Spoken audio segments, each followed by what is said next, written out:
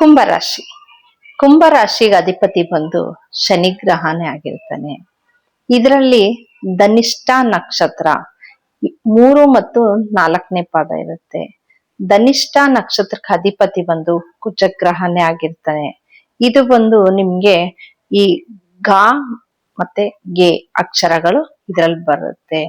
ಈ ಧನಿಷ್ಠ ನಕ್ಷತ್ರದವರು ಯಾವ ನಕ್ಷತ್ರದಲ್ಲಿ ಕೆಲಸ ಕಾರ್ಯಗಳನ್ನ ಮಾಡ್ಬೇಕು ಅಂತಂದ್ರೆ ಆರಿದ್ರ, ಸ್ವಾತಿ, ಶತಭಿಷ ನಕ್ಷತ್ರದಲ್ಲಿ ಮತ್ತು ಅಶ್ವಿನಿ, ಮಖ, ಮೂಲ ನಕ್ಷತ್ರದಲ್ಲಿ ಅತಿ ಹೆಚ್ಚು ಈ ನಕ್ಷತ್ರಗಳನ್ನ ನೀವು ಫಾಲೋ ಮಾಡ್ತಾ ಬಂದ್ರೆ ತುಂಬಾ ಶುಭ ಫಲವನ್ನ ನೋಡ್ತೀರಾ ಅಂತಾನೆ ಹೇಳ್ಬೋದು.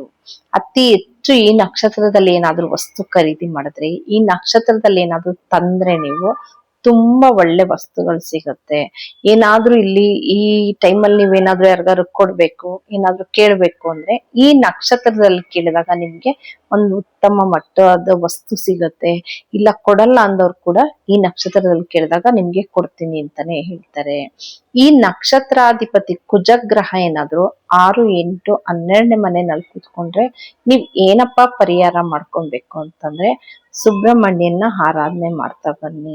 ಈ ನಕ್ಷತ್ರ ಏನಾದ್ರು 6, 8, 12ನೇ ಮನೆಯಲ್ಲಿ ಕೂತ್ಕೊಂಡು ನಿಮಗ್ ದಶಾ ಭುಕ್ತಿ ಏನಾದ್ರು ನಡೀತಾ ಇದ್ರೆ, ಅವಾಗ ನೀವೇನಾದ್ರೂ ಒಂದ್ ಮನೆ ತಗೋಬೇಕು ಅಂತಿದ್ರೆ, ಒಂದ್ ಜಾಗ ತಗೋಬೇಕು ಅಂತಿದ್ರೆ ಅದು ನಿಮ್ಗೆ ಒಂದು ಒಳ್ಳೇದ್ ಸಿಗಲ್ಲ. ಏನಾದ್ರೂ ಒಂದು ಅದರಲ್ಲಿ ಕೊರತೆ ಅನ್ನೋದು ಇಟ್ಟಿರ್ತಾರೆ. ಅದು ಒಂದ್ ಪೇಪರ್ ಸರಿ ಇರಲ್ವೋ, ಇಲ್ಲ ಒಂದ್ ಜಾಗ ಸರಿ ಇರಲ್ವೋ, ಇಲ್ಲ ನಿಮಗ್ ಸಮಾಧಾನ ಆಗಲ್ವೋ, ಈ ತರ ಯಾವ್ದಾದ್ರು ಒಂದು ಪ್ರಾಬ್ಲಮ್ ನಿಮ್ಗೆ ಇದ್ದೇ ಇರುತ್ತೆ. ನೀವು ಆದಷ್ಟು ಅದನ್ನ ಪರಿಹಾರ ಮಾಡ್ಕೊಂಡು ನೋಡ್ಕೊಂಡು ಕೆಲಸ ಕಾರ್ಯಗಳಿಗೆ ಕೈ ಹಾಕೋದು ಉತ್ತಮ ಅಂತಾನೆ ಹೇಳ್ತೀನಿ. ನೀವೇನಪ್ಪ ಪರಿಹಾರ ಮಾಡ್ಕೊಬೇಕಾಗತ್ತೆ ಅಂತಂದ್ರೆ ಧನಿಷ್ಠ ನಕ್ಷತ್ರದವರು ಸುಬ್ರಹ್ಮಣ್ಯನ ಆರಾಧನೆ ಮಾಡ್ತಾ ಬನ್ನಿ. ಸುಬ್ರಹ್ಮಣ್ಯನಿಗೆ ಮಂಗಳವಾರದೊತ್ತು ತಗೊಂಡೋಗಿ ತೊಗರಿ ಬೇಳೆನ ದಾನ ಮಾಡ್ತಾ ಬಂದ್ರೆ ಇದ್ರ ಪ್ರಭಾವ ಕಮ್ಮಿ ಆಗತ್ತೆ. ನೀವು ಈ ಪರಿಹಾರ ಮಾಡ್ಕೊಂಡಷ್ಟು ನಿಮ್ಗೆ ಇದ್ರ ಏನ್ ನೆಗೆಟಿವ್ ಅನ್ನೋದು ಇರುತ್ತೋ ಅದು ಕಮ್ಮಿ ಆಗುತ್ತೆ ಅಂತಾನೆ ಹೇಳ್ಬೋದು. ಇದಿಷ್ಟು ಧನಿಷ್ಠ ನಕ್ಷತ್ರದವರು. ಇನ್ನ ಮುಂದಿನ ನಕ್ಷತ್ರ ಶತಭಿಷ ನಕ್ಷತ್ರ. ಕುಂಭ ರಾಶಿಯಲ್ಲಿ ಶತಭಿಷ ನಕ್ಷತ್ರ. ಶತಭಿಷ ನಕ್ಷತ್ರಕ್ಕೆ ಅಧಿಪತಿ ಬಂದು ರಾಹು ಗ್ರಹನೇ ಆಗಿರ್ತಾನೆ. ಇದು ಬಂದು ರಾಕ್ಷಸ ಗಣ ಆಗಿರುತ್ತೆ. ಶತಭಿಷ ನಕ್ಷತ್ರಕ್ಕೆ ಯಾವ ಯಾವ ಅಕ್ಷರಗಳು ಬರುತ್ತಪ್ಪ ಅಂತಂದ್ರೆ ಗೋ, ಸಾ, ಸಿ ಮತ್ತೆ ಸು ಇಷ್ಟು ಅಕ್ಷರಗಳು ಬರುತ್ತೆ. ಶತಭಿಷ ನಕ್ಷತ್ರದವರು ಯಾವ ನಕ್ಷತ್ರದಲ್ಲಿ ಅತಿ ಹೆಚ್ಚು ಕೆಲಸ ಕಾರ್ಯಗಳನ್ನ ಮಾಡ್ಬೇಕು ಅಂತಂದ್ರೆ ವಿಶಾಖ, ಪುನರ್ವಸು, ಪೂರ್ವಭಾದ್ರ ನಕ್ಷತ್ರ. ಇವು ಅತಿ ಹೆಚ್ಚು ಈ ನಕ್ಷತ್ರದಲ್ಲಿ ಕೆಲಸ ಕಾರ್ಯನ ಮಾಡುವಂಥದ್ದು.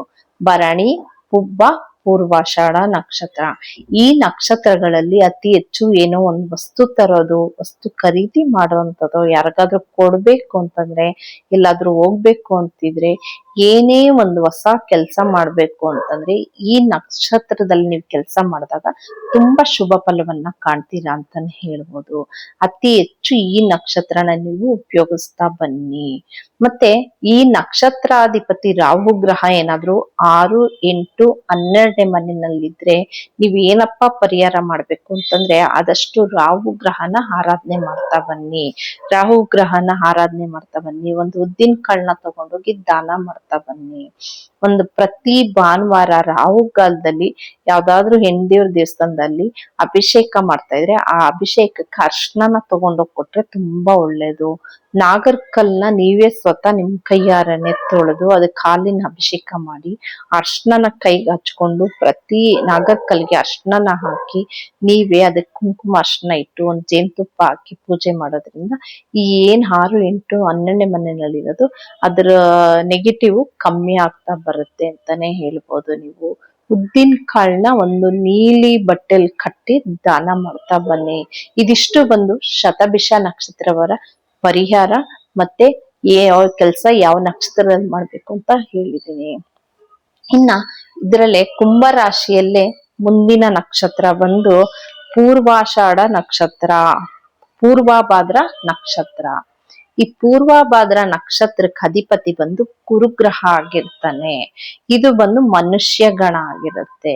ನಿಮ್ಗೆ ಈ ನಕ್ಷತ್ರಕ್ಕೆ ಯಾವ್ಯಾವ ಅಕ್ಷರಗಳು ಬರುತ್ತಪ್ಪ ಅಂತಂದ್ರೆ ಸೆ, ಸು, ಮತ್ತೆ ದ ನಕ್ಷತ್ರ ಬರುತ್ತೆ. ಇದು ಬಂದು 1ನೇ ಪಾದ, 2ನೇ ಪಾದ, 3ನೇ ಪಾದ ಬಂದು ನಿಮ್ಗೆ ಇದು ಕುಂಭ ರಾಶಿಯಲ್ಲಿ ಇರುತ್ತೆ. ನೀವು ಯಾವ ನಕ್ಷತ್ರದಲ್ಲಿ ಕೆಲಸ ಮಾಡ್ಬೇಕು ಅಂತಂದ್ರೆ, ನೀವು ಆದಷ್ಟು ಇದಕ್ಕೆ ಅಧಿಪತಿ ಬಂದು ಗುರುಗ್ರಹ ಆಗಿರ್ತಾನೆ. ಪೂರ್ವಭದ್ರ ನಕ್ಷತ್ರಕ್ಕೆ ಅಧಿಪತಿ ಬಂದು ಗುರುಗ್ರಹ ಆಗಿರುತ್ತೆ. ನೀವು ಯಾವ ನಕ್ಷತ್ರದಲ್ಲಿ ಕೆಲಸ ಕಾರ್ಯಗಳನ್ನ ಮಾಡ್ಬೇಕು ಅಂತಂದ್ರೆ, ನೀವು ಪುಷ್ಯ, ಅನುರಾಧ, ಉತ್ತರ ಭಾದ್ರ ನಕ್ಷತ್ರದಲ್ಲಿ ಕೆಲಸ ಕಾರ್ಯನ ಮಾಡ್ಬೇಕು. ಇನ್ನ ಕೃತಿಕ, ಉತ್ತರಾಷಾಢ ನಕ್ಷತ್ರದಲ್ಲಿ ಕೆಲಸ ಕಾರ್ಯನ ಮಾಡಿದ್ರೆ ತುಂಬಾ ಶುಭ ಫಲವನ್ನ ಕಾಣ್ತೀರಾ ಅಂತಾನೆ ಹೇಳ್ಬೋದು. ಅತಿ ಹೆಚ್ಚು ಏನೋ ಒಂದ್ ತರೋದು, ಕೊಡೋದು, ಪ್ರತಿ ಒಂದು ಹೊಸ ಕೆಲಸ ಮಾಡುವಂಥದ್ದು ಎಲ್ಲ ಈ ನಕ್ಷತ್ರದಲ್ಲಿ ಮಾಡಿದಾಗ ನಿಮ್ಗೆ ದುಪ್ಪಟ್ಟಾಗತ್ತೆ. ಒಂದ್ ಒಳ್ಳೆ ವಸ್ತು ಖರೀದಿ ಮಾಡಿದ್ರೆ ನಿಮ್ಗೆ ಅದರಿಂದ ಒಂದ್ ಮನ್ಸಿಗೆ ನೆಮ್ಮದಿ ಸಿಗುತ್ತೆ ಅಂತಾನೆ ಹೇಳ್ಬೋದು. ಇನ್ನ ಈ ನಕ್ಷತ್ರಾಧಿಪತಿ ಗುರುಗ್ರಹ ಬಂದು ನಿಮ್ಗೆ 6, 8, 12ನೇ ಮನೆಯಲ್ಲಿದ್ರೆ ಇದಕ್ಕೆ ಯಾವ ರೀತಿ ಪರಿಹಾರ ಮಾಡ್ಕೊಬೇಕು ಅಂದ್ರೆ, ಗುರುಗ್ರಹನ ಆರಾಧನೆ ಮಾಡ್ತಾ ಬನ್ನಿ, ದಕ್ಷಿಣ ಮೂರ್ತಿನ ಆರಾಧನೆ ಮಾಡ್ತಾ ಬನ್ನಿ, ಯಥೇಚ್ಛವಾಗಿ ಅರ್ಶಿನ ದೇವಸ್ಥಾನಕ್ಕೆ ಕೊಡ್ತಾ ಬನ್ನಿ, ಒಂದು ಕಡ್ಲೆ ಕಾಳನ್ನ ದಾನ ಮಾಡ್ತಾ ಬನ್ನಿ, ಒಂದು ಗುರುಗ್ರಹದ ದೇವಸ್ಥಾನಕ್ಕಾದ್ರೂ ದಾನ ಮಾಡ್ತಾ ಬನ್ನಿ. ಅಥವಾ ನೀವು ಯಾರಿಗಾದ್ರೂ ಅಡಿಗೆ ಮಾಡ್ಕೊಂಡು ಊಟ ಮಾಡುವಂತವ್ರು ಕೂಡ ಕಡ್ಲೆ ಕಾಳನ್ನ ತಗೊಂಡೋಗಿ ಕೊಡ್ಬೋದು. ಇಲ್ಲ ಒಂದ್ ನೆನೆ ಹಾಕಿ ಇಟ್ಟಿನ ಒಂದ್ ಇಡೀ ರಾತ್ರಿ ಹಸು ಕೂಡ ದಾನ ಮಾಡ್ಬೋದು. ಹಸು ಇದೆ ನಿಮ್ ಅಕ್ಕಪಕ್ಕ ಎಲ್ಲಾದ್ರು ಅಂತಂದ್ರೆ ಹಸುಗೂ ಕೂಡ ನೀವು ಇದನ್ನ ಕೊಟ್ಟು ದಾನ ಮಾಡ್ತಾ ಬಂದ್ರೆ, ತಿನ್ನಿಸ್ತಾ ಬಂದ್ರೆ ನಿಮ್ಗೆ ಇದರಿಂದ ಆಗೋಂತ 6, 8, 12ನೇ ಮನೆಯಲ್ಲಿ ಏನು ಅಶುಭ ಫಲವನ್ನ ನೋಡ್ತೀರಾ ಅದು ಕಮ್ಮಿ ಆಗ್ತಾ ಬರುತ್ತೆ ಅಂತಾನೆ ಹೇಳ್ಬೋದು. ಇದಿಷ್ಟು ಒಂದು ಕುಂಭ ರಾಶಿಯವರ ಇಲ್ಲಿ ಇರುವಂತ ನಕ್ಷತ್ರ ಬಗ್ಗೆ ಮಾಹಿತಿ ಕೊಟ್ಟಿದ್ದೀನಿ.